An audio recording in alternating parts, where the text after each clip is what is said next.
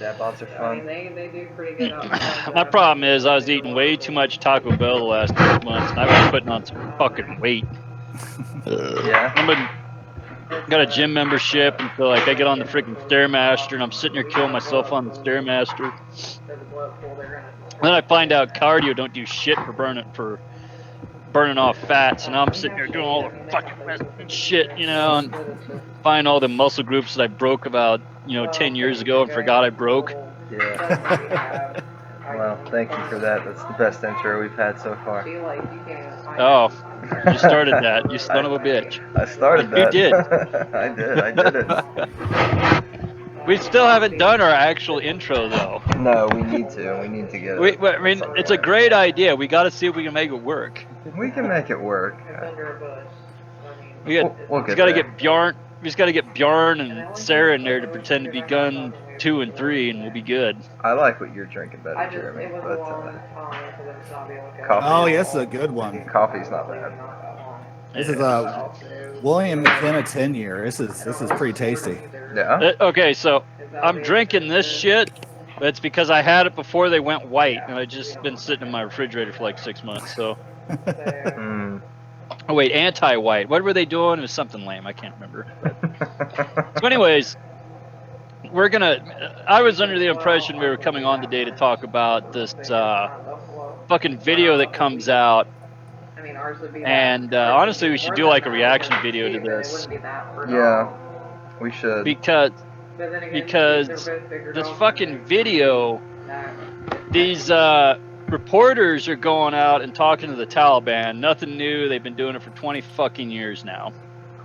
But it's a little different now because the Taliban basically own large chunks of Afghanistan. Mm-hmm. And what's really bad is that this video kind of shows that when the army, we're assuming it was the army because it was U.S. arms. We could see the fucking ammo cans and shit like that. Yeah. All this U.S. ordnance has fallen in the Taliban hands. And apparently I'm the only person who's pissed off about this, but... Oh, no, you're not. You're not the only person. So they got a hold of not just rifles, not M4, not just an M4, but it's got the PEC-15 and the fucking optic on there, a fully decked out M4. They don't know how to use that shit to start with, but whatever. We're giving them the weapons superpowers fucking used. You know, the fucking average weapon. It ain't a fucking rusty ass AK. It's a fucking M4. It's good for 40,000 rounds of M855 or 193 or whatever the hell they're running through it. They have saws, which is the 5.56 belt-fed machine gun. They got 240s. We're assuming they got 50 cals because they had a ton of 50 cal ammo laying around. Yeah. They got the mortars, assuming they got artillery rounds to go with it. And that's where it starts getting scary. Because the Taliban, it was a really labor-intensive process making IEDs. When the IEDs that they made were a giant, big, yellow 5-gallon drum wrapped in burlap that had a handmade detonator in it, blasting cap, whatever you want to call it. Took them a lot of hours to make it. You know, it takes time and all this shit. But here's the problem with getting all this ordnance that they got. Because I guarantee you, somewhere in there, they got fucking blasting caps, and some motherfucker probably knows what they're doing with it. They can take those mortar rounds. They can take those artillery rounds. They can take that freaking blasting cap, and they can make one hell of a nasty IED with it. Mm-hmm. And that's what pisses me off. And the thing is that this shit ain't going to stay in fucking Afghanistan. I mean, how many motherfuckers right now are going to Afghanistan to buy this shit from the fucking Taliban? Yeah. I mean, where's this shit going to end up at? I mean, it's a freaking, I mean, it's doubtful to make it in the U.S., but where else is it going to get used? Yeah, according to the report, about 900 guns, 30 light tactical vehicles, and 20 Army pickup trucks is what they liberated from, not from our base and not from the U.S. soldiers who took off, but they got these by overwhelming an Afghan military outpost. Now, of course, it's our hardware that we gave the Afghans to, help bolster them. Yeah. But when we left, that leaves that power vacuum there of if they're not ready to, not defend themselves, but two, to your point, if they're not there to keep that shit secure, what's that mean? Where's that going to lead to? Yeah. Yeah. And and another thing about this video we watched that kind of bothered me was how they talked about how the Taliban was turning progressive with females and shit like that. Whatever that But at means. the same time, whatever that means, so I guess they're not stoning them to death as much. But the reporter also said, since the Taliban took over, there's no women out in public. Yeah. I tell you, it's like hide your wives, hide your daughters, hide your wives. You know that whole fucking thing right there. The Taliban are in town. You know. I mean, Where did you? so Well, I mean, but here's the thing, and it makes sense for them to take that stance right now, because what the Taliban is trying to do is they are trying to win over the population, because they've realized, they've been fighting over there for what, 15 years now. So now if they're going to come into this newly liberated area and say, hey, no, we've turned a new leaf, everything's great now, we're here to save Afghanistan, it's going to be a whole lot easier for them to get a whole lot more swathe. And then, of course, they can then turn around and get back to the same old. But right now, it's just that same propaganda campaign that everyone uses. They've learned very well on how to win people over. And it won't be long until first it's the, hey, we're okay with women. Then it's going to be the reindoctrination of anti-America, anti-Westernism. Yep. yeah, and the one guy was talking, oh yeah, we'll only support the government if it, believes in, what the fuck was he talking about? It has to go by the Quran, and it's got to do this, It's got to be based 100% around Islam. That's the only way he'll put his gun down. Yeah. It's So they wanna- never going to be good enough for those kinds of assholes. I guarantee you that. Yeah, and they want to get back to what is it called, a caliph? Is that what they call those? Caliphate? Caliphate. Yeah. So they want a whole caliphate nation, and it's interesting that if they try to turn all of Afghanistan back into that, how well are the other players in that region going to play with that? Because for a fact Russia is not going to put up with that, and they would more than happy to come back in there and try for the third time Second, third, who knows?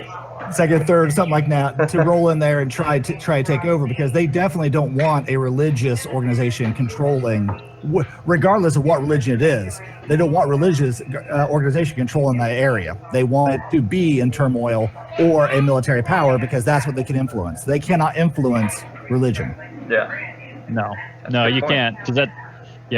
And what's scary about Islam is that they teach people the entire Quran. They can recite the entire Quran, but it's in a different religion, it's in a different language than what the native speaker is speaking. It's like me learning the Bible, but only in Latin, and I don't speak Latin. So they can recite. So that's another interesting thing about, we're going to use the Quran as our government, we're going to base our government off the Quran, but nobody knows what's in the Quran but us.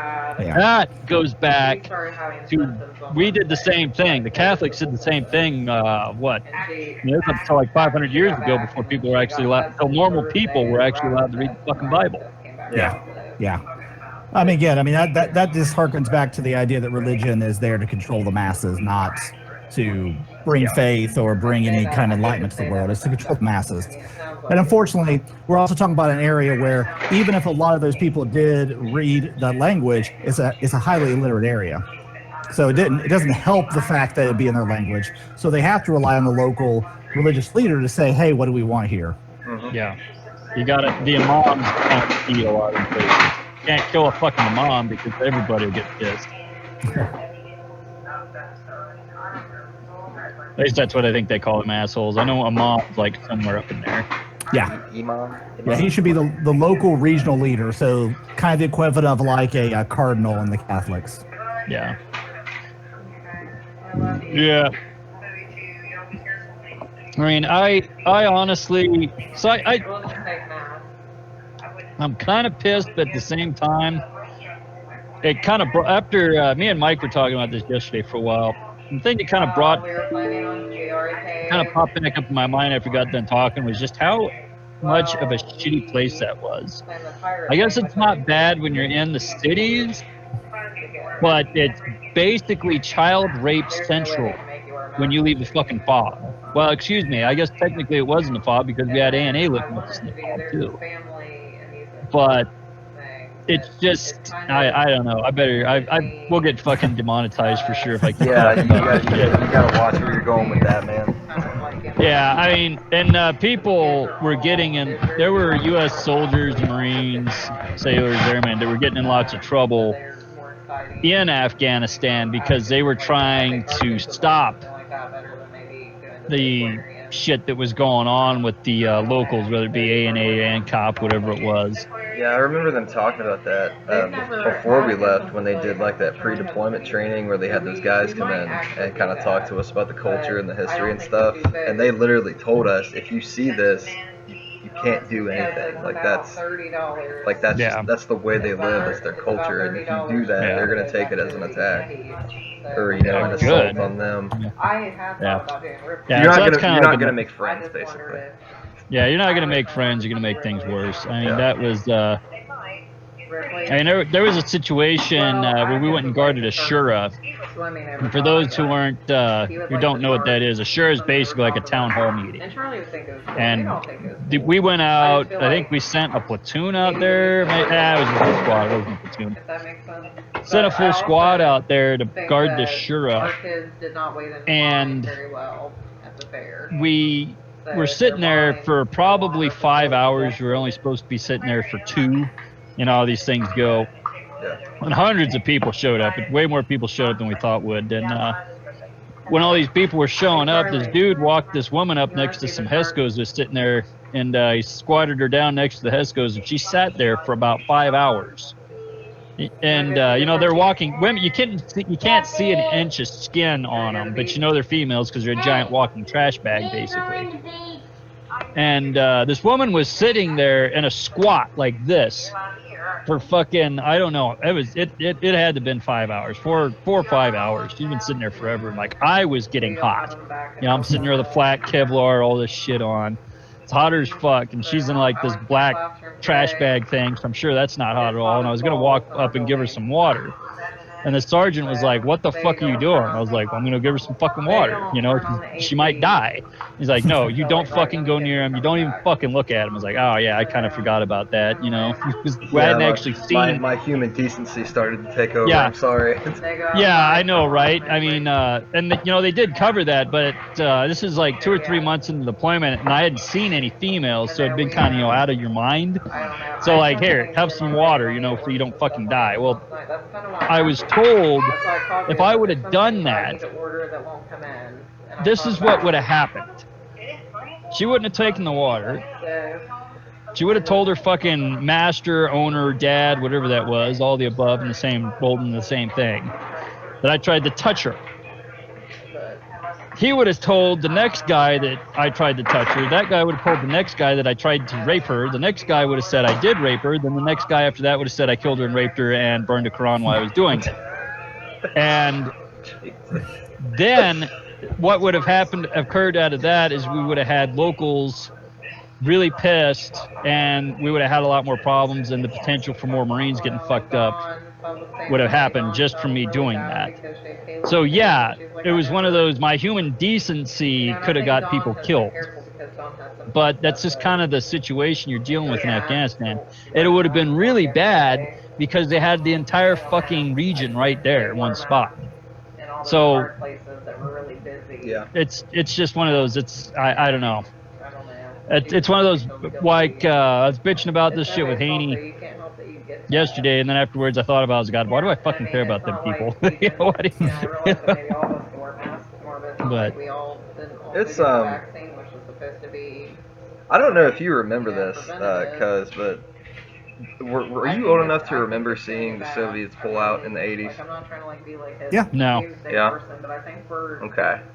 It's really like this video, and I'll share this video in the description so everybody can watch it themselves. But and there are more than just this one out there that I've seen, but this is just the most recent one I've come across. But it's really kind of like eerie and disheartening, because it reminds me of like when I was in high school, and I would like research the Soviets in Afghanistan, and I would see the pictures of like, the tank battalions and all the trucks and the equipment and everything they left behind. I mean, there was one I saw that it was like an entire artillery position. Like, it was set up just like we would, just like our artillery. We were already set up just like we would have been set up, and it was just left there like it was frozen in time. Yeah. And well, I didn't know what to do with that shit. Well, no, they didn't, but it's really disheartening to see that even, the commanders now didn't learn from that. I mean, we watched the world superpower in the 80s and what they did, and then here we are, doing the exact same thing. To me, it's just like, wait a minute, like, did we not learn our lesson from, I don't know, 1989? Like... Well, I mean, this particular region, this goes way back before that. So back in the 1800s, this whole area originally kind of got fucked up because of Britain. So Britain got pissed off at this little country called Russia, and they decided they wanted to fight over the middle of Asia, and the area that's Afghanistan was really important in ancient times because it was the connection between India and all of Europe. Yeah. So Silk Road went through part of it. Exactly, Silk Road. So that was a really, really important strategic area. So mid-1800s, Britain got up and said, you know what, I want that. They sent a whole bunch of troops in there. Russia went, we want that. They sent a bunch of troops in. So they had two different wars about that. Same kind of idea, though, is they kind of fought, and then walked away. Yeah. And then the Afghan people kind of took over. So actually around 1880 is when Afghanistan became Afghanistan. And that's when they're like, okay, we're going to try to be a normal people. And of course, that didn't last too long because few 30, 40 years later, Russia starts poking its head back in again, starts fucking with them again. And we're into the more modern history then there, but the same thing again. Russia occupies, eventually gets their ass kicked left, and they leave all that shit in there. So then we come along later, same thing. We go back in there, help somewhat, fuck some shit up too, and now we take our shit and leave, but there's a whole bunch of shit left over there. So this is an area that has been so volatile for so long that, I don't want to defend some of their beliefs, but you can understand where it's hard for them to understand how do we survive in this world when we're in the center of all this turmoil and we have these giant powers that keep on warring over us. Yeah. Yeah. Yeah. No, I mean, I would be ticked if I were them. I mean, I don't agree with them, but I don't blame them.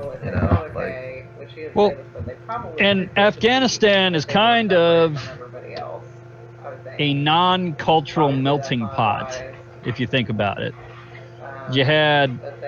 There's still basically what are Mongolians living in the north. There's a bunch of Asians that live up in the north. You got the Middle Easterners where I was in Helmand. Yep. Apparently, there's still freaking white people from when Alexander the Great was in there. Mm-hmm. And most recently, the weirdest thing I ever saw was an A&A guy that looked exactly like the guy from Rocky, but he was A&A and Muslim, but about 6'5" or something like that with blue eyes. I remember looking at this guy going, what the fuck is that? He's like, all these other guys are like the tallest guy goes up to my shoulder in A&A, and then you got this guy over here who's like this tall. It's just like, so he's probably, I don't think the Russians stayed and tried colonizing the place. I think that's probably a Russian rape baby right there. I was gonna say, there's a little leftover Russian DNA floating around in that pool. we had a few of those where I was too. It was interesting to see this completely white, red-haired guy walk up, pale as snow, doesn't speak a lick of English or Russian, straight up, like, okay. Yeah, just straight up fucking Muslim, Mm-hmm. Muslim Afghan. Yeah. So weird. It's like, your dad is not your dad. Yeah. Oh, man. Yeah, but yeah, that was but yeah, so, and I kind of learned about that when I was when I was actually in Afghanistan from this corporal we had with us who had deployed about a zillion times and got busted back a couple times, obviously. But he was talking about how they had all these different cultures, different ethnicities in Afghanistan, and they were all insanely racist towards one another. Mm-hmm. Which is Which I couldn't fucking believe it at the time, but but yeah. And so that's just another interesting little puzzle to try and fit in there, is like you got this giant power struggle going on in Afghanistan.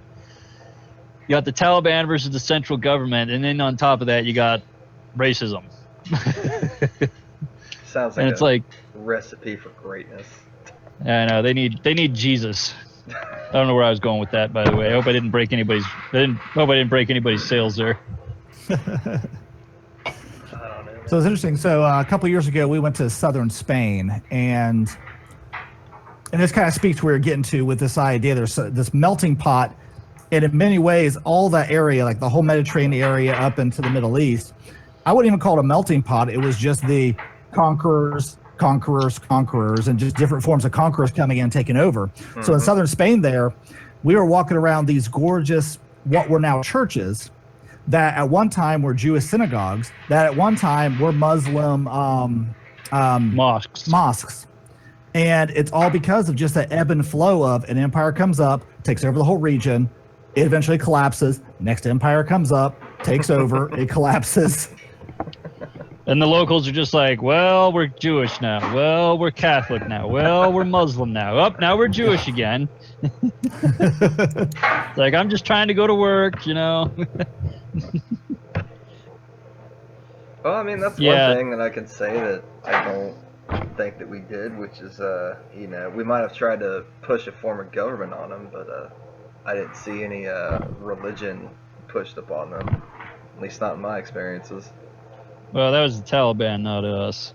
Yeah, but somebody, I forget his name, but they were talking to me about that one day, how we were, and this is when we were, like, before we deployed, I think, and he was talking about how he thought what we were doing over there was stupid. And when I asked him what he meant, he said, well, we're trying to just shove democracy down their throat. Like, they've never had it. They don't even know what it is or how it works, and we're just saying, you will be democratic, you will have freedom. And basically what he was saying is they don't want that, they just want to live like they've always lived. Yeah. Well, I mean, it's a hard thing to try to present to someone. So going back to that history again of being conquered, reconquered, coming in to talk about democracy can be a hard thing for someone to understand when you've never had it before. To suddenly be like, okay. Yeah. Good. I'm glad you mentioned that, because I don't know if you've seen recently, I'm going to butcher her name, I can't pronounce it, Yeonmi Park, I think is her name, but she's a Korean refugee from North Korea, and I was watching her on, I forget what podcast it was, but I was watching her, and she talked about how when she got introduced to freedom, I don't know if it was in South Korea or if it was in the U.S., I can't remember, I think it was in South Korea, she wanted to go back to North Korea because it scared her, because she didn't know, she had never lived a life where she was able to make a decision with that, that amount of freedom, and she didn't know what to do. Like, she had no clue. And so she, for a brief moment, she almost went back to North Korea, but she didn't. Now she's here. But yeah, I mean, I fully support our support and pushing of democracies around the world. But I do think we do have to understand at times when you have people for hundreds and hundreds of years, their entire culture is based around, not having choices or having a monarchy or having X. Yeah. That's a big culture shock to suddenly push and say, okay, now you vote, go do it. And they're like, well, what does this mean? or like when you go up and you're like, hey, guess what? All your women can uncover their faces and go to school and read now. Like, what? Excuse me? No, they can't. Like, yes, they can. Yeah. Well, I mean, we've seen the same problem here in the 1960s with when we started doing integration of the schools. When we started saying, yep, now the schools can have both blacks and with both whites, and we're going to get there. And it's just that culture shock of, well, hold on, whoa. I'm not saying that we don't want this. I'm just saying that why are we doing this so fast? So it's just human nature to, I mean, let's face it, we all hate change. No matter how much we say we love change, at our nature, change is stress. And people do what they can to avoid stress. Yeah. So I'm not sure when the Marine Corps did it, but I know the Army integrated a lot of their units while they were in combat in Korea. I've read, there's a book out. It's a fairly famous book, and it's old as shit. I think it's called Making of a Soldier. And it's a really interesting book. Jocko did a podcast on it. But yeah, the Army integrated their units when they were in combat, and that's back when they did the what the hell they call it, replacements. Come on. They don't do that now. But back in the day, I mean, I guess it made a lot of sense back then, but you'd lose 20 guys and you'd call for 20 replacements. You'd get 3 new guys in. We don't do that anymore. We deploy units when they get to like under a certain what we call combat effectiveness. When they're not combat effective anymore, so they get down to like 70% strength or whatever, they ship them back.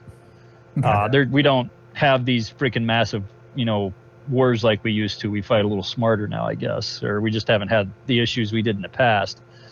But they so anyways, the Army started their replacements, started replacing people with black soldiers, which up until that time were in segregated units. They were in all black units and shit like that. Yeah. And so they started sending they didn't send them like a private, the very first guy out the gate to these units. They usually send out like a sergeant or something like that, or I don't think they had officers. Maybe they did. I'd have to look into that. But the thing is that the guy writing the book about this, because this was like just a tiny piece of this freaking amazing book that this guy wrote, was they were sending all these black soldiers in there, and like it was the officers, it was the white officers in charge of these companies and these units that were fighting it. It wasn't the guy in the fucking foxhole. The guys in the foxhole didn't give a shit what color their fucking replacement was. They wanted a fucking replacement to come in their fucking hole so they didn't fucking die. Yep. The officers, we can't have black, blah, blah, blah, blah, bullshit. Like, send me 5 of them. You can. Like, send me as many as you can. It's like, I don't they care want to fight, they can have my hole. Yeah. It's like, black, brown, yellow, I don't give a fuck. Get over here. Yeah. Yeah. I mean, that's kind of a foreign idea to us and our generation, is segregation and shit like that. I mean, I went to boot camp, and like, I think for some reason my platoon in boot camp was mostly white. And then there was like, I think it was mostly Hispanic after that, and I can't remember. And then, you get the SOI, and you're basically going with the same company you had in boot camp. And then you get out to the fleet, and you're like, holy shit, I'm like the only white guy here. And sometimes, depending on what unit you were in. Yeah. I mean, especially being in 1st Marine Division, Camp Pendleton, a lot of them are Mexican. There's about 5 Gomez's for every freaking unit. Yeah, the Gomez, Ramirez, yeah, Alvarez. Yeah. Yeah. But I mean, yeah. So nowadays, it's like, you don't give a shit what color anybody is. It's people are based off their damn merits, basically. That's something I loved about it. Really, was, I mean, I've really never had a problem with racism before, other than when I was an ignorant youth. When I didn't understand it and I was learning. But I just, I loved how everybody came from all over the place. And, like, nobody cared. Like, I had your back, you had my back. Like, it doesn't matter if you're from Chicago or Dallas or, some cornfield in Ohio. Like, yeah, everybody was there for each other, and it didn't matter. And that was awesome. Yeah, and, I mean, I can't remember if I've talked about this on this show before or not, but in SOI, so infantry school, that's your second. If you're a Marine, you go to boot camp, and then you go to infantry school, and then you go to your MOS. Unless you're infantry, then you already just went to it. But in infantry school, I don't know what started it. I don't know how anybody got started, but the entire platoon I was in got into a giant circle. And everybody started, and it was the only time we segregated into race. It's the only time I ever seen this happen.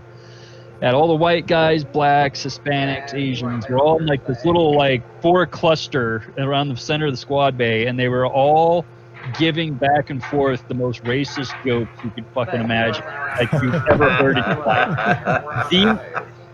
It was fucking the funniest shit I ever seen in my life. I swear to God, everybody in the United States needs to do this at least once. And the thing that pissed me off about this whole situation is nobody had an insanely wicked burn for a white boy from Montana. Everybody else had something. Everybody else. Even the Canadian guy had something. But nobody knew. Nobody had any burn for a white boy from Montana. And it pissed me off to no end. Because I didn't get any representation out of this shit, you know? But I mean, oh my God. I mean, there were jokes in there. Like, you know, everybody's heard racist jokes and shit, you know, right? There was shit in here I never heard before, and it was fucking hilarious. It was fucking ridiculous. And we had, our guide was black in that platoon. And this guy was like, I think his parents had to be millionaires or shit like that. Why he was in the fucking Marine Corps, I have no idea.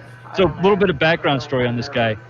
It's our first libo in the Marine Corps. It's the first time they're going to let us leave besides boot and expect us to come back, you know? Yeah. So we're all putting on like our civvies and stuff first time in a while, and this guy comes walking out in those really fancy like flat pants, you know, that really fancy button-up shirt, you know, with like the really nice collar and the cuffs links on there and shit. And then he puts an embroidered vest over it. Everybody starts screaming at that guy. Take that shit off! You ain't wearing that shit out of here! Fuck no! You're our fucking guy! You are not leaving here looking like that, motherfucker! We finally yelled at this guy long enough. Finally, he went okay, and he took his embroidered vest off, disappeared behind his rack, came back with just a shirt and the pants on. We're like, good, that looked good. The embroidered vest, you're not fucking doing that. We'll be getting in the fights the entire rest of the time we're here if you leave here with that shit. But anyway, so this posh guide, I guess that's the right word you'd say. I think that's the right word. You know, really upper class guy, you know. He walks in while we're in that big circle doing all the racist jokes and shit like that. He walks in and like he's just completely dumbfounded listening to it for like 2 or 3 minutes. And like he just like walks out of the fucking squad bay. And I think he went and told the drill instructors or our instructors, whatever the fuck it was. But they didn't do shit. I mean, we weren't doing anything wrong. I mean, I guess it depends on how you look at it. But like we weren't fighting. Nobody was bleeding. You know, it was fucking good shit. It's just like this guide we had was too upper class to be in the fucking Marine Corps, I think, you know? I mean, how the fuck he got guide, I have no idea, but... He was upper class. Yeah. Sorry, I keep changing the subject. What the hell were we talking about? We were talking about the American pullout from Afghanistan and how we're doing basically the same thing the Soviets did. Yeah. Well, So... one thing that Dawn and I were talking about. If anything, what I've learned about the Soviet pullout was the Soviets killed a lot of their own people just leaving them there. They didn't bring a lot of motherfuckers back there at the end. So the FOB I was in, FOB Zabruji, and what most people just call Kajaki, was a Russian air base at one time. That's the story I heard. Before that, it was a 5-star resort, or a 5-star resort. The Russians turned it into a base. Apparently, I don't, like, there's a bazaar right across the river from it, and if you look at it on Google Maps, after hearing that there was an air base there, you can totally see that there is an air base there. They just took the runway and they put freaking, you know, all their built all their shops on it. That's what it looked like to me. Hey, it's a nice flat space. Yeah, perfect, right? But so when the Russians were pulling out, I think this is how it went down. I think the Mujahideen found out that they were pulling out. All the Russian officers jumped on helicopters and flew out of that bitch and just left all their fucking guys there. So the Mujahideen showed up and just massacred the fucking Russians in this base. There was a final kill house. It's where the ANA lived. There were still chunks of bone in the fucking rock walls in this building from where the Russians got slagged in there. That was like where they had like their Alamo, and the guys that surrendered, they got fucking skinned alive and threw in a pool. So she said that might be why. So the Russians, their pullout apparently was a little less graceful than ours, definitely. So yeah, I haven't heard of that, but yeah. It's nothing like what she heard. I don't know. It really irks me because you know the entire career, our entire career, you hear so much about you know, gear accountability. You know, and you would lose a radio, and entire battalions would be online in the middle of nowhere in this desert looking for a radio that's like this big. You know. But it's like, oh, it's okay. We can leave, you know, 9 containers of 249s and mortars and ammo and 30 trucks. No. Like, who cares? Now, look at it like this. A Marine unit, I'm not going to mention which one, lost 2 rifles. Yes. Not 1, 2 rifles. Mm-hmm. And I'm pretty sure it made national news. It made national news in the vet community for sure. I can't remember what the national thing was. I can't remember if the national, you know, if it was a real national news thing. But it made shockwaves in certain areas, especially on the base that I'm not going to mention they lost them on. Yeah. But here's the thing. The Marine Corps loses 2 fucking rifles. And it's a big fucking deal. Mm-hmm. Like, it's career-ending shit for officers. Career-ending shit for staff and COs. The Army leaves shit behind and the fucking enemy gets their hands on it, and it's not in the fucking news. The day she started losing her days. Well, I'm going off of a technicality here. It is technically in the news, but it's definitely not in, like, you're not going to see it mainstream. You're not going to see it. If you go on YouTube and look at news, you'll probably see it. Yeah. And you're certainly not going to hear, you know, what unit it was that was there or who was in command. Or, you know, you certainly won't hear that. But felt bad because, you know, Ethan and Joe been with her, and I mean, they took all the precautions. It's really, it's really just sad. I mean, I've heard stories from people. Like, there was a guy. Hey, buddy. There was I forget what his name was, but he served with us, and he was telling me about his time in Iraq, when, like, him and, like, his squad or whatever, they found this. God, what are the containers called? They're not HESCO. Just shipping containers. Yeah, Connex. Yeah, Connex. There it is. They saw a Connex box out in the middle of the, like, nowhere. They were like driving. They were driving along, like, on a patrol or whatever, and they see this Connex box. And immediately, you know, it clicks like, well, that's freaking weird. So they call up EOD. They have it checked out, right? It's not booby trapped or anything. So they open it. The whole thing full of brand spanking new M9s. Just sitting out in the middle of a desert somewhere in Iraq. Like, that's some Army shit. Yeah, right?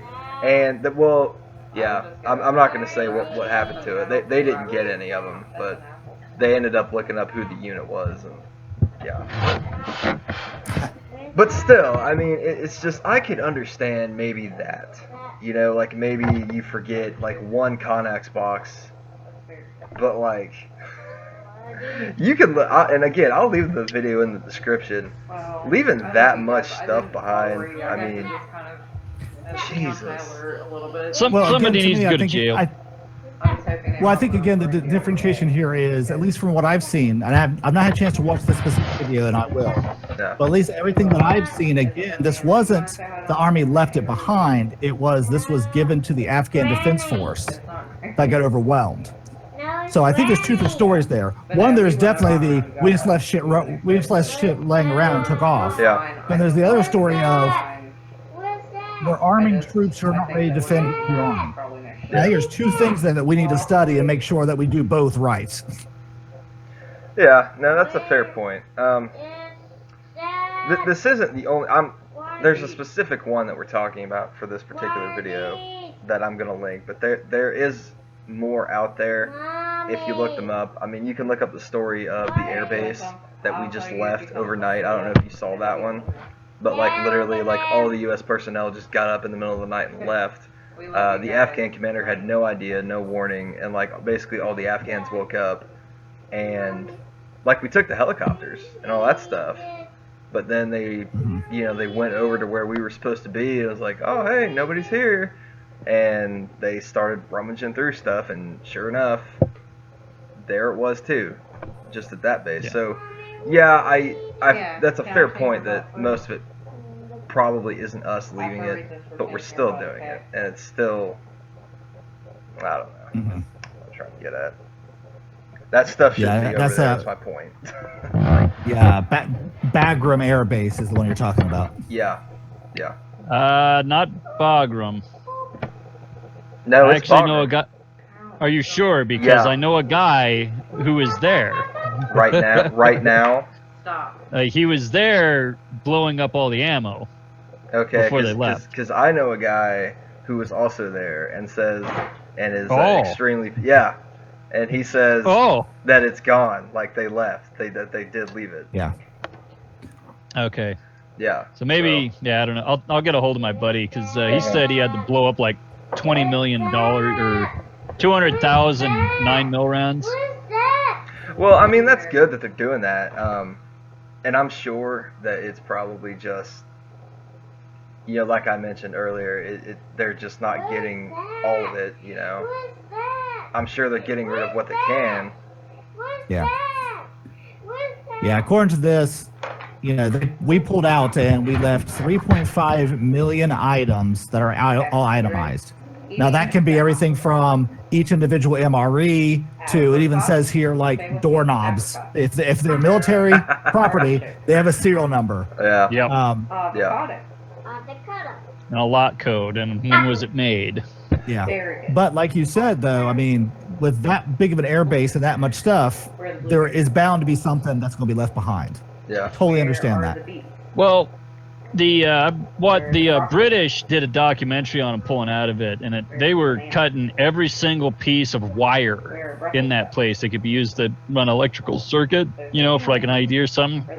I had guys sitting there for weeks cutting fucking wires, just cutting stuff in the 6-inch Miles of wire. miles of wire. I mean, why they didn't just take a couple industrial shredders up there and put them in series, so you dump it in and it turns it into fist-sized chunks. Yeah. The next one turns it in the pebble-sized stuff. The next one turns it into dust, and you throw it in a freaking incinerator. Why they didn't do that, I don't know, but just freaking keep shredding the shit. It's like, oh, it's wire, throw it in there. Oh, it's an MRE, throw it in there. Troops You know? gotta earn their pay, I guess. Yeah, apparently. But yeah, I mean, so the guy I talked to, it sounded like they were in kind of a hurry to get the hell out of Leatherneck. So, but it sounded like most of the ordnance that the Marine Corps was in charge of got blown. If they couldn't move it, they blew it. So, Here's something else I don't that me and another one of my Army friends were talking about like 2 hours ago, which is so yeah, you pointed out that a lot of this stuff, yeah, we gave it to the ANA and it's been seized by the Taliban. But if you were, it seems like to me, it would be almost prudent of some of our rivals in the world to maybe, you know, send in a couple covert missions and maybe secure some of that stuff. I mean, what do y'all think about that? Yeah, well, I think we're damned if we do, damned if we do on this one. Because on one hand, if we're going to pull out and we take all of our tools and the go Chinese home. and the Russians going in and getting our shit. Oh, no, yeah, you know, I'm getting there. Yeah, I'm getting there, yeah. Okay, but, sorry. you know, if we go to pull out and we take all of our toys with us, that leaves a massive power vacuum left there with the people who are supposed to be the ones left defending. Yeah. So then those other foreign actors we're talking about are going to be able to easily walk in and fill that vacuum. So then you go to the other side, which is what kind of happened here, is we train up and then we arm the defense forces that we want to leave behind. Well, then there's that balancing act of, did we train them up? Do they have enough ability to defend what we left there? And what we're seeing now is it looks like obviously not. If the Taliban's been able to take over, they said something like 17 regions they've taken over, part of it being that big depot of ammo and weaponry. Yeah. So it's one of those, I mean, I'm not smart enough to figure out a way of making sure this doesn't happen. But it's one of those, it's going to be a balancing act of figuring out, where's that sweet spot? Or are we going to keep our boys over there forever? And I don't think that's an option either. Well, that's what John McCain said years ago, which thank God he didn't win. But what was it? What was his quote? It was like we could be in Afghanistan for the next 100 years. I mean, I don't know why you'd say that during a presidential election, but he was instrumental in shutting down the F-22 program, which is why before I die, I need to dig him up and piss in his grave. Oh my God. Like, I know I'm a ground pounder and all that shit, but he pretty much cut the balls off the F-22 project, so fuck that guy. Just for that alone. He fucked over the Marine Corps for getting its own budget. He did a lot of shit. And he opened up fucking trade with Vietnam after they pulled his fucking fingernails out by the roots. But that tells you anything about his kind of character.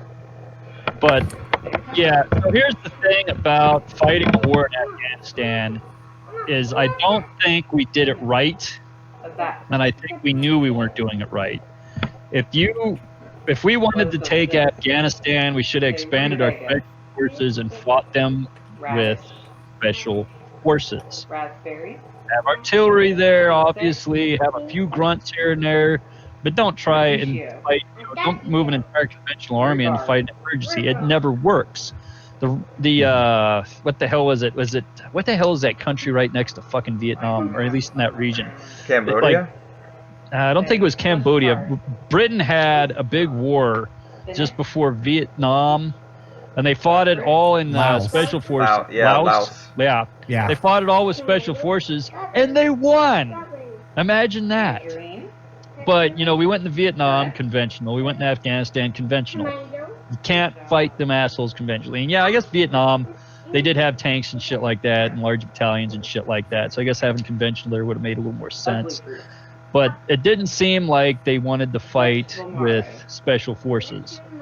We needed special forces in there more than we needed the fucking. We should have focused on special forces more, and we should have done the fucking conventional shit. Well, I feel like a lot of the later war was special forces, though. In Vietnam? No, not Vietnam. Afghanistan. Oh, Afghanistan? Yeah. Yeah, I don't know. I know it was going on when I was there, and I don't have no idea what's going on before or after.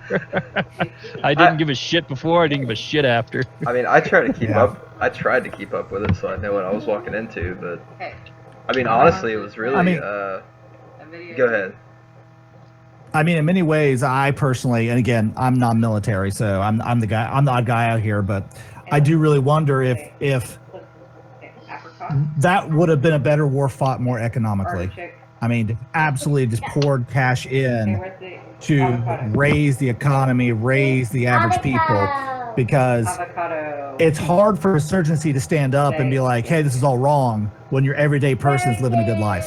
Yeah.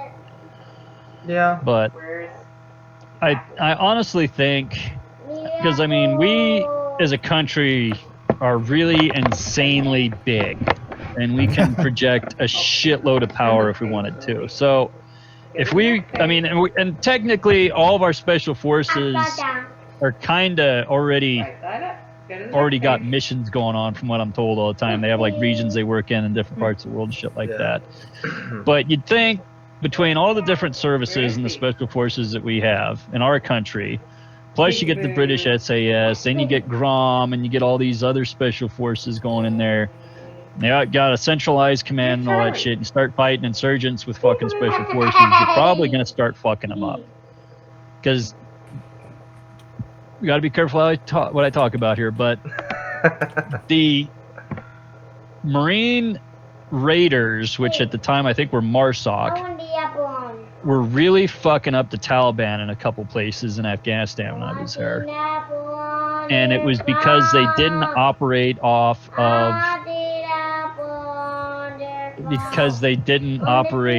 regular ROEs.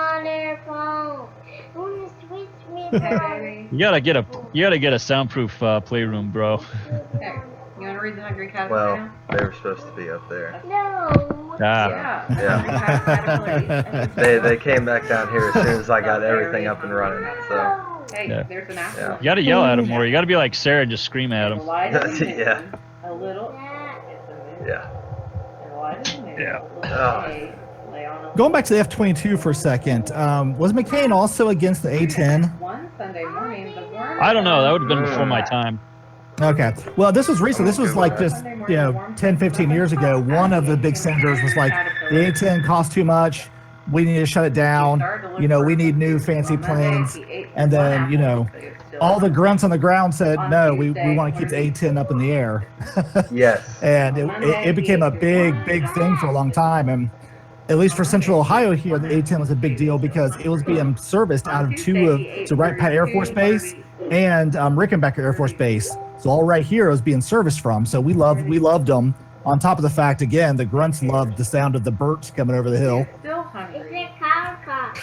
Yeah. On Wednesday, he ate through 1, 2, I'm trying to look it up 3 here. plums, but he was still hungry. It looks like he On Thursday, he ate through 1, 2, 3, 4. looks like he was for it. Yeah, he ate through how many? He might have been. I know there was one of the senators, and I can't remember which 2, one. 3, 4 strawberries. But he was still hungry. Well, regardless, no, the A-10 is a badass machine. We do not need to get rid of it, and yeah, we all love But it. he So was fuck still whoever said that. hungry. Look, Okay, Yeah, so they, McCain actually fought for the A-10. So Yes, okay, that's at he least fought good. for it. Yeah. Yeah, because it's a really fucking old airplane at this point, as far as airplanes go. Most people don't have cars that are as old as the fucking A-10 is. So, Hey, if it ain't broke, don't fix it. yeah, and I mean, it's the only, I think it's got the biggest, somebody might have beat it out by now, but I think it has the biggest gun per airplane ever put in an airplane. Yeah. I think the Spectre technically beats it out by caliber because it has a 105 howitzer in it. But I don't think anybody's ever been able to get. I don't think the weapon system or the ammo, I don't think anybody's been able to match the A-10 yet because it shits out fucking depleted uranium rounds out of a fucking minigun. Okay? Love it. Yeah, I know, right? We actually had one do a strafing run next to one of the posts we had. Right? Ooh. It was fun. Yeah, I bet it was. Well, some guys just didn't want to go away, and we let them know that they should probably go away. We kind of heavily encouraged them. But yes, they were encouraged. There was no firefight after that, so Sure there wasn't. You sure they shut the hell up?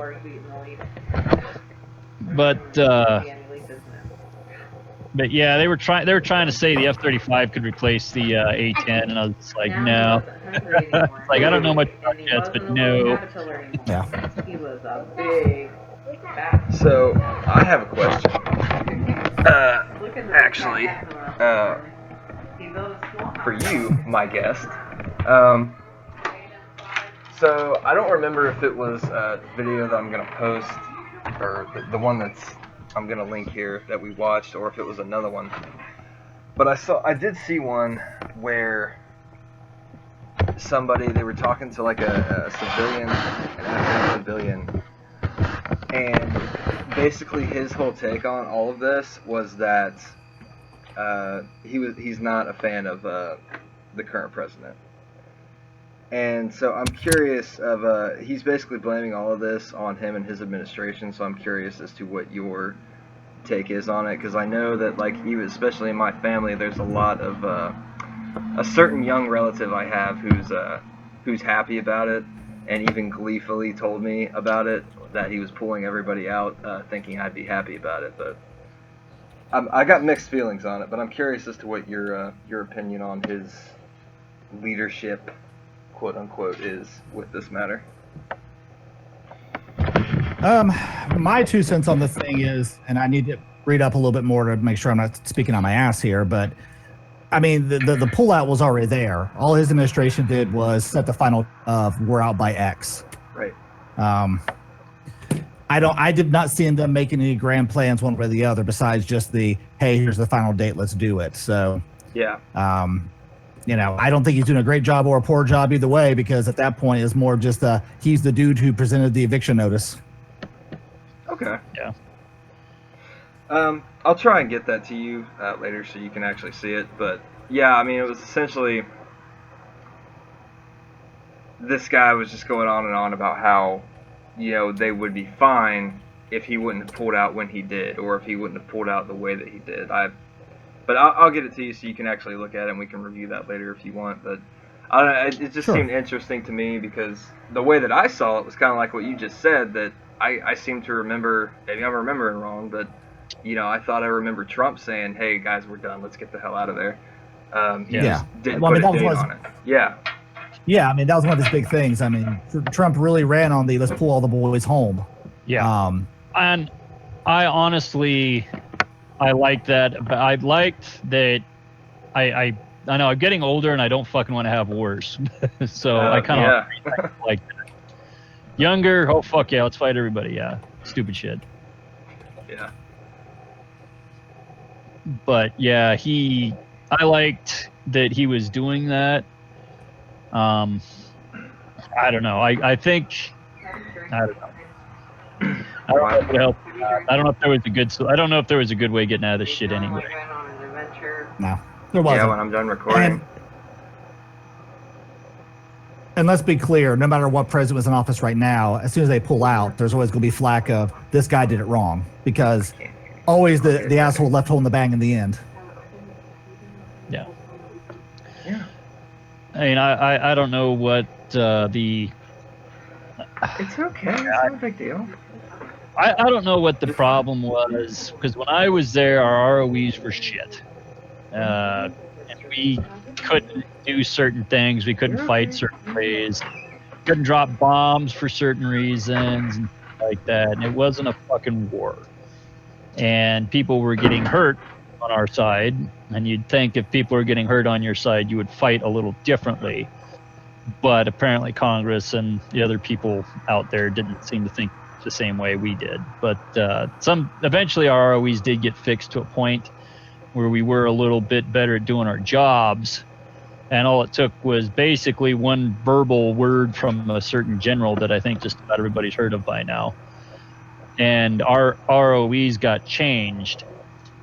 And where I was, we killed a shitload of Taliban there on afterwards. And we killed so many of the motherfuckers, we really didn't have anything to do for a while. And what's confusing to me is thinking back on shit like that. It's like, if we would have been like that beforehand, how would things have been different? Had certain people been fucked up and killed? Maybe not, maybe more would have. But at the same time, you can't send all these people over to fight a war that you're not willing to fight. You leave them in the goddamn barracks if you're not going to fucking let them fight a goddamn war. And that's just, I mean, we lost another goddamn war. We're the most powerful country on earth. It's the second fucking war that we technically lost. And not because of what we did on the ground. It's what we did in our fucking, I don't want my brain. It's basically, we lost these wars because of what our politicians did. We could have won that goddamn war. We had everybody there. The troop surge was there. We were doing great. And we basically got our hands tied. And there was a lot of fucking around in different places. That they had a lot of Marines there that didn't do shit. They had a full Marine battery sitting in Leatherneck that wasn't doing anything while I was there. And it kind of made me wonder why. You know, they got them driving fucking buses around fucking Leatherneck. Why don't they go set up in their fucking fire base somewhere? And, you know, I don't know. I mean, don't get me started. But it really chaps my ass that, and I know there was some pretty severe fighting when I was there. There was when we were doing our last IED training in Leatherneck. So we did all our IED training before you post deployment, and then you do your, it's like 6-month-old knowledge. You're getting taught while you're in the States for your IED training, and then you're getting week-old training knowledge about IEDs when you're in Leatherneck.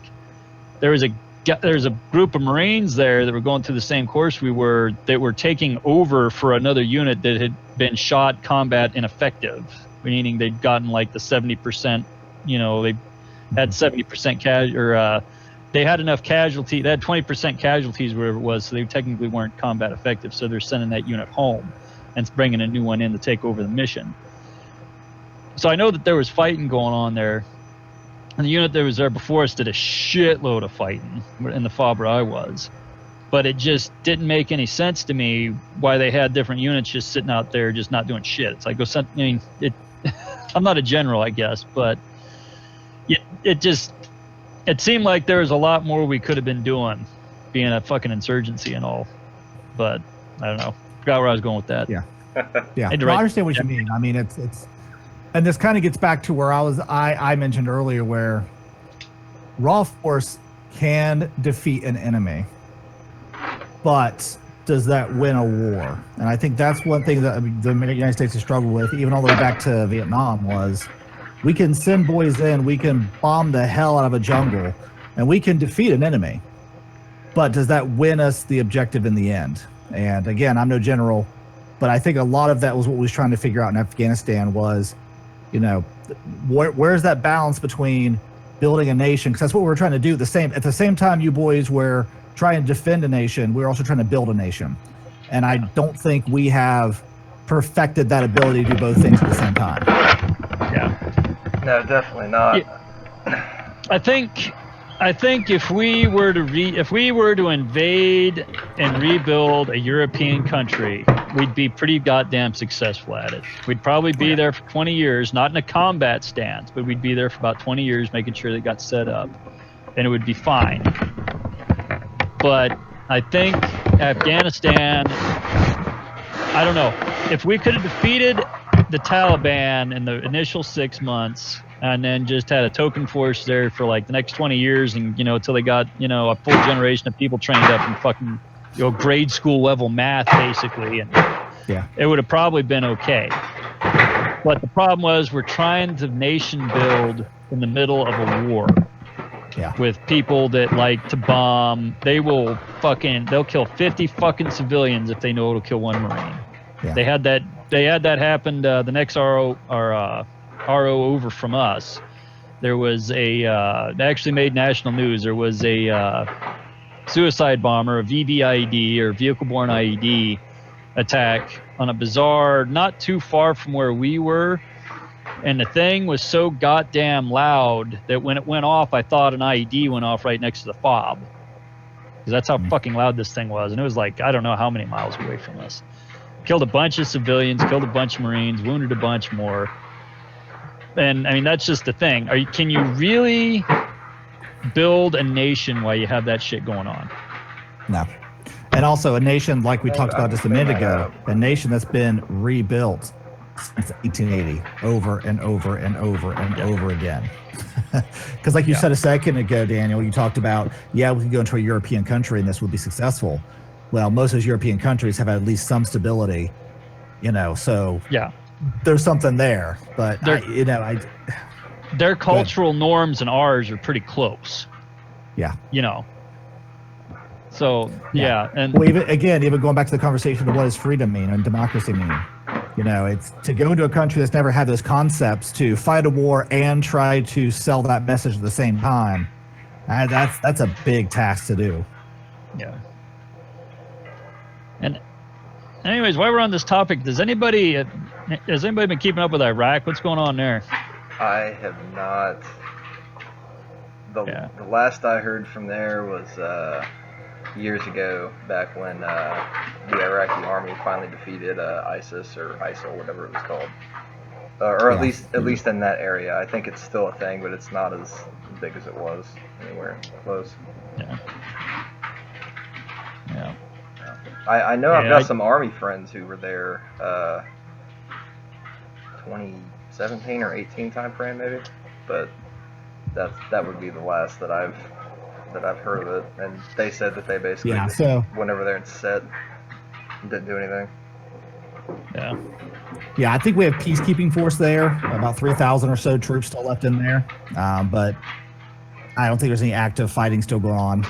Now, one problem they're having, though, is with both Iraq and Iran, there's a whole bunch of overflow from Afghanistan. So all those refugees are still flowing into there. So, again, there's still a whole lot of work on nation building there just to be like, well, how do you handle 1 million people walking across your border?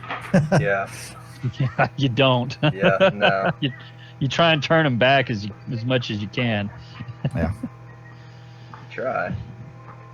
But yeah, I mean, you can't really, you can't do nothing with that, really. Yeah, it looks like we're still pretty much engaged, at least diplomatically there, because I'm reading an article right now where the president met with Iraq just last week, and we're sending over 500,000 doses of COVID-19 vaccine to help them out and stuff. So, you know, we're in that phase of trying to build that relation, do that nation building, is what it sounds like. We'll see. Yeah. We'll see how that goes.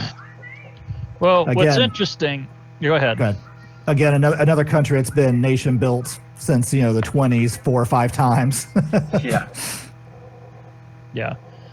Well, what's interesting about Iraq is that I guess it wasn't a majority of the population, but most of the population actually had an education. Yeah. There was a big problem at the beginning of the war in Iraq when they were still doing a lot of fighting, was that they were trying to blow walls and shit to get into buildings and shit like that, the assault. They'd blow it, and then they'd run into a bunch of rebar, and because their explosives were made to take out, like a regular brick wall or something like that. But all these houses had rebar in them because these houses were built to code.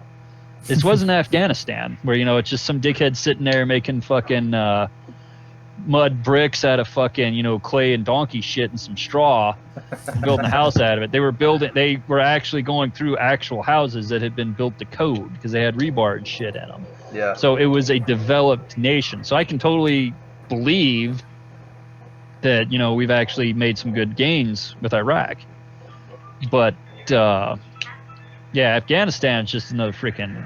It's an entirely different situation. I'm a firm believer. I don't think anybody can do anything in that country. I think it's just, it is what it is now. It is what it has been since the 1800s, and it's probably going to be that way for another 100 or more years. Need to split it in like 4 different countries. That'll make things better. Well, maybe that's the right course of action. Maybe they say, okay, hey, you guys keep that area and we'll stay here. Maybe they just look at the Taliban and say, okay, you've taken the north, whatever, it's yours. Just stay up there and don't come down here. Well, that's worked so well in the Israel-Palestine, yeah. Yeah. I mean, that's probably not the right course of action, but Yeah, it's kind of why I was saying that as a joke, because they're gonna have that motherfucker up there. He fucked my goat 20 years ago, and you know what? Jesus. Yeah. Did I ever tell you that story about the goat guy? I don't know. No. I know we were trading stories about this the other night. There was a guy. Anytime we would go out on a mounted patrol, there was a main road that we always had to go down and went through the city. And every time we would go out, you would see him run out to this goat and just start going to town. And he would be waving at us and shit. It was the creepiest shit. Yeah, he was. He might have been trying to distract you from something else that was going on around there or something. I mean, every time we went out, he's trying to distract us. Yeah. Who knows? I don't know. Supposed to go over there and join him. No, I'm good. I'm fine. That's the thing. He was trying to show you solidarity. He's like, "Come, friends." Yes, you give me democracy. I give you goat here. Yeah, my goat's a slut. Yeah. No, so yeah, I heard all the horror stories about Afghanistan before I got there, and then I ended up on the G-Boss the last. I can't remember. I think I was on the G-Boss a couple times before I ended up in the COC towards the end of our deployment. But yeah, you're just sitting there and you're panning around. You're looking.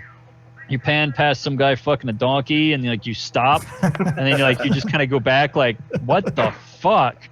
You know, because it's dark and it's on thermals, you know. So you're sitting there and you're panning. You go by some guy fucking a goat, and you're like, you stop, and you go back. You go, Jesus Christ, another one? You kind of pan around. There's a dude fucking a dog over here. And then you just get to the point where you're not even stopping anymore. You know, you just kind of like the normal background you're used to seeing. Yeah. The worst one I heard about was some dude was out in the field fucking the shit out of this dog.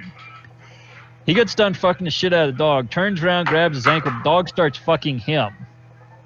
And it's like, it's at that point where you're like, you know, maybe we should just leave this country. It's like, Well, you know what? At least you can. That dude's got some priorities and respect there. He's not going to leave his buddy hanging.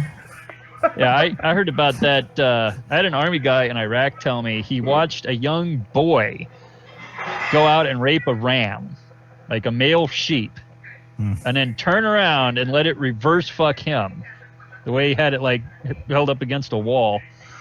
And so I guess that's pretty common for them back there. I guess they have some kind of decency or whatever you could call it.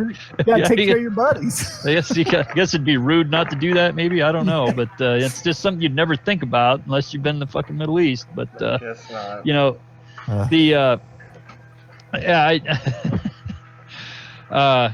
yeah.